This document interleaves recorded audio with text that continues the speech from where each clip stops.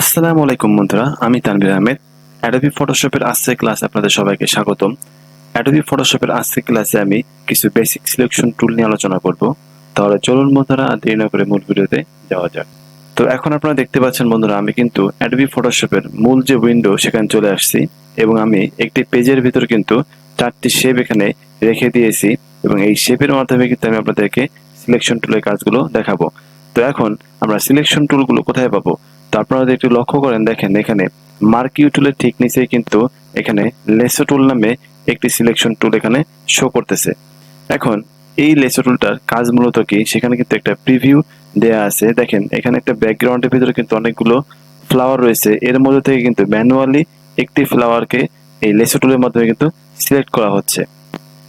তাহলে এখানে যেভাবে প্রিভিউ দেখানো হয়েছে, আমরা কিন্তু মূলত এই লেসো টুলের মাধ্যমে সেম ওয়েতে কিন্তু আমরা যে কোনো সিলেকশন ক্রিয়েট করে থাকি।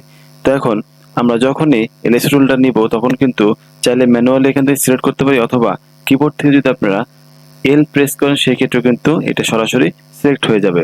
তো এখন সিলেক্ট করার পরে আপনারা যে এরিয়াটাকে সিলেক্ট করতে চান সেই এর মধ্যে কিন্তু এইভাবে র্যান্ডমলি জাস্ট এভাবে ড্র্যাগ করলে কিন্তু লাস্টের কর্নারটা মিলিয়ে দিলে কিন্তু একটা সিলেকশন হয়ে যাবে।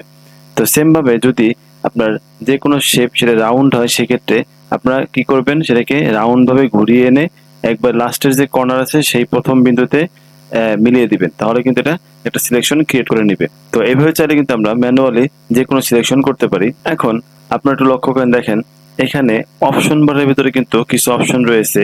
তার মধ্যে এখানে ফেদারের যে কাজটা, সেই কাজটা কিন্তু আমি বিগত যে ভিডিও আছে সেই ভিডিওতে আলোচনা করেছি। ফেদার দিয়ে মূলত আমরা সফট সিলেকশন করে থাকি, অর্থাৎ আমরা যখন একটা সিলেকশন ক্রিয়েট করি তখন এর এজ গুলো যেন সফট হয়, সেক্ষেত্রে আমরা যদি ফেদার এর পরিমাণটা বাড়িয়ে দিই তাহলে এটা সফট হবে, এবং যদি এর পরিমাণটা 0 রাখি তাহলে এটা হার্ড হবে। তো এইটা হচ্ছে ফেদারের কাজ। এবং এখানে আরো কিছু অপশন আছে, দেখেন এখানে এটা যেহেতু সিলেক্ট করা ছিল নিউ সিলেকশনের ক্ষেত্রে, এখানে অ্যাড টু সিলেকশন এই অপশনটি আপনারা যদি এখান থেকে কনভার্ট করে দেন, তাহলে দেখবেন যে আগের যে সিলেকশন সেটা কিন্তু রয়ে গেছে। এখন এখান থেকে আবার আপনি ম্যানুয়ালি জাস্ট ড্র্যাগ করলে দেখবেন এই যে সিলেকশনটা ছিল এই সিলেকশনের সাথে কিন্তু আরো একটি নতুন সিলেকশন এখানে অ্যাড হয়ে গেল। তো এইভাবে চাইলে আপনারা সিলেকশন বাড়াতেও পারবেন। এখন আপনারা যদি চান যে সিলেকশন কমাবেন, সেই ক্ষেত্রে আরো একটি অপশন আছে এখানে, যে একবার একটা সিলেকশন করে ফেলছেন, এখন আপনারা একটু কমানো দরকার। তো সেই ক্ষেত্রে আপনারা এখান থেকে এই যে অপশনটা আছে এই অপশনতে ক্লিক করলে এটা মানে আছে সাবট্রাক্ট ফ্রম সিলেকশন। তো এটা প্রেস করার পর আপনারা যদি যে অংশটুকু আপনারা বাদ দিতে চান সেই অংশটুকু জাস্ট এখান থেকে ড্র্যাগ করে সিলেক্ট করে নিলেই কিন্তু দেখবেন ওই অংশটা বাদ হয়ে গেছে। তো এইখানে আরো একটি অপশন আছে, দেখেন এটা আছে কি ইন্টারসেকশন উইথ সিলেকশন, অর্থাৎ এই অপশনটা অন অবস্থায় আপনারা যে অংশটা এখান থেকে সিলেক্ট করবেন জাস্ট সেই অংশটাই থাকবে, বাদ বাকি যে অংশগুলো আছে সেগুলো কিন্তু ডিলিট হয়ে যাবে। তো এটা নিয়ে কিন্তু বিগত ভিডিওতে বিস্তারিত আলোচনা করা হয়েছে, যদি কেউ মিস করে থাকেন অবশ্যই দেখে আসবেন। তো এটা হচ্ছে মূলত অপশন বারের কিছু কাজ। তো এখন আমরা যাবো হচ্ছে পরবর্তী সিলেকশন। সেই সিলেকশনের নাম হচ্ছে কি পলিগনাল লেসো টুল।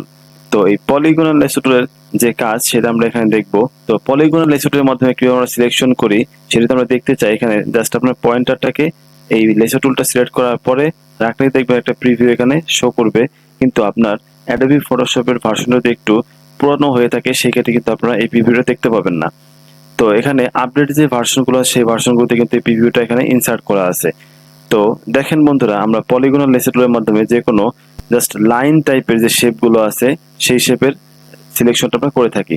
তো এখানে দেখেন এই যে স্কোয়ারটা আছে, এই স্কোয়ারটা কিন্তু রাউন্ড না, এখানে কিন্তু 4টা কর্নার রয়েছে, এবং এইখান থেকে এই পর্যন্ত আবার এইখান থেকে এই পর্যন্ত এইভাবে জাস্ট কিন্তু এটা লম্বাভাবে চলে গেছে। এইটা হচ্ছে আপনার সার্কেল অর্থাৎ রাউন্ড। তো আপনার এই পলিগনাল লেসো টুলের মাধ্যমে সিলেকশন করার ক্ষেত্রে আমরা জাস্ট এই টাইপের যে শেপগুলো রয়েছে সেই শেপগুলো আমরা সিলেকশন করার ক্ষেত্রে এই যে সিলেকশন টুলটা আছে পলিগনাল লেসো টুল, এটা আমরা ইউজ করে থাকি। তো এখন এটা দিয়ে কিভাবে সিলেকশন করতে হয়, তো আপনারা দেখবেন যে শেপটাকে আপনারা সিলেকশন করবেন সেই শেপের যে কোনো একটি কর্নারে একবার একটি পয়েন্টার দিয়ে ক্লিক করার পর দেখবেন এখানে একটা জাস্ট ড্র্যাগ করলে একটা লাইনের মতো চলে যাবে। এখন অপর যে কর্নার আছে সেই কর্নারে নিয়ে আপনারা একটা পয়েন্টার দিয়ে প্রেস করে দিবেন, তাহলে কিন্তু এটা এখানে ফিক্সড হয়ে যাবে। এখন অপর যে কর্নার আছে সেখানে নিয়ে আবার জাস্ট এখানে একটা ক্লিক করলে কিন্তু এখানে এই কর্নারের ভিতরে কিন্তু এখানে এইটা ফিক্সড হয়ে যাবে। এইভাবে আপনারা মিলিয়ে একবার লাস্টের যে পয়েন্টার আছে, সেই পয়েন্টারটাকে প্রথম যে পয়েন্টার সেটার সাথে একবার মিলিয়ে দিলে কিন্তু এটা দেখবে একটা সুন্দর একটা সিলেকশন হয়ে গেছে। তো এইভাবে চাইলে আমরা কিন্তু এই ট্রায়াঙ্গেলটাকেও এভাবে সিলেক্ট করতে পারবো। দেখেন, আবার চাইলে ট্রাপিজিয়াম যে শেপটা আছে এই শেপটাকে কিন্তু আমরা চাইলে এখান থেকে সিলেক্ট করতে পারবো। জাস্ট আমরা কর্নার ধরে এখানে কিন্তু এই জিনিসটা করতে আমাদের সুবিধা হচ্ছে এই পলিগনাল লেসো টুলের মাধ্যমে। কিন্তু আমরা যদি এখান থেকে ম্যানুয়ালি এখান থেকে এই যে নর্মাল যে লেসো টুলটা আছে এর মাধ্যমে যদি সিলেক্ট করে দিতাম তাহলে কিন্তু আমাদের হ্যান্ডের শেকের কারণে কিন্তু আমি জিনিসটাকে স্মুথলি এখান থেকে সিলেক্ট করতে পারতাম না। তো দেখবেন যে এই প্রত্যেকটা যে লেসো টুল আছে, লেসো টুল রয়েছে, এই প্রত্যেকটা লেসো টুলের কাজ কিন্তু ভিন্ন ভিন্ন, কিন্তু সবগুলো কিন্তু ইম্পর্টেন্ট। তো এখন আমরা যাবো হচ্ছে পরবর্তী যে লেসো টুলটা আছে সেটা হচ্ছে কি ম্যাগনেটিক লেসো টুল। তো এই ম্যাগনেটিক লেসো টুলটা ম্যাগনেটের মতোই কাজ করে। তো আমরা যখন এই ম্যাগনেটিক লেসো টুলটা সিলেক্ট করছি তখন দেখবেন এখানে কিন্তু আমার এই যে কার্সরটা কিন্তু এখানে আসে নাই। ম্যাগনেটিক টুলের যে সিম্বল এই সিম্বলটা এখানে শো করে নাই। তার মানে কি আমরা যে অবজেক্টটিকে অর্থাৎ নির্দিষ্ট যে অবজেক্টটিকে আমরা এই ম্যাগনেটিক লেসো টুলের মাধ্যমে সিলেক্ট করে যাচ্ছি আমাদেরকে ওই লেয়ারটাকে আগে সিলেক্ট করতে হবে। তো এখানে 4টি শেপ এবং একটি আছে কি টেক্সট। তো এই প্রত্যেকটার জন্য কিন্তু আলাদা আলাদা এখানে জাস্ট লেয়ার ক্রিয়েট হয়ে গেছে। তো এখন আমরা যদি এখান থেকে সার্কেলের যে শেপটা আছে এই শেপটা যদি সিলেক্ট করতে চাই তাহলে আমাদেরকে অবশ্যই এখান থেকে সার্কেলের যে লেয়ার আছে এটা সিলেক্ট করতে হবে। যদি আমরা স্কোয়ারের যে শেপটা আছে শেপটা সিলেক্ট করতে সেই ক্ষেত্রে আমাদেরকে স্কোয়ারের শেপটাকে সিলেক্ট করতে হবে। যদি ট্রায়াঙ্গেল চাই তাহলে ট্রায়াঙ্গেলের লেয়ারটা সিলেক্ট করতে হবে। সেক্ষেত্রে ট্রাপিজিয়ামের জন্য ট্রাপিজিয়ামের যে লেয়ার আছে সেটা আমরা সিলেক্ট করে নিতে হবে।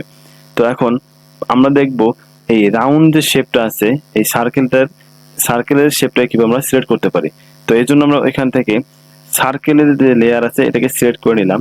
তো সিলেক্ট করার পরে এখন দেখেন কার্সরে কিন্তু আমার এই যে ম্যাগনেটিক লেসো টুলের যে সিম্বল সেটা কিন্তু চলে আসছে। তো এখন আপনাদেরকে কি করতে হবে, সেম ভাবে যে কোনো একটি পয়েন্টার এখান থেকে শুরু করে নিতে হবে ক্লিক করার মাধ্যমে।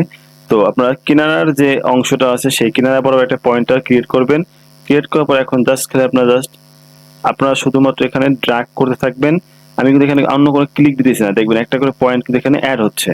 আমি কিন্তু কোনো ক্লিক করতেছি না, জাস্ট এখান থেকে রাউন্ড করে ঘুরিয়ে নিচ্ছি। তো এটা হচ্ছে মূলত ম্যাগনেটিক লেসো টুলের কাজ। অটোমেটিক এখানে ম্যাগনেটের মতো ক্রিয়েট করে এখানে কি করবে একটা সিলেকশন ক্রিয়েট করে নেবে।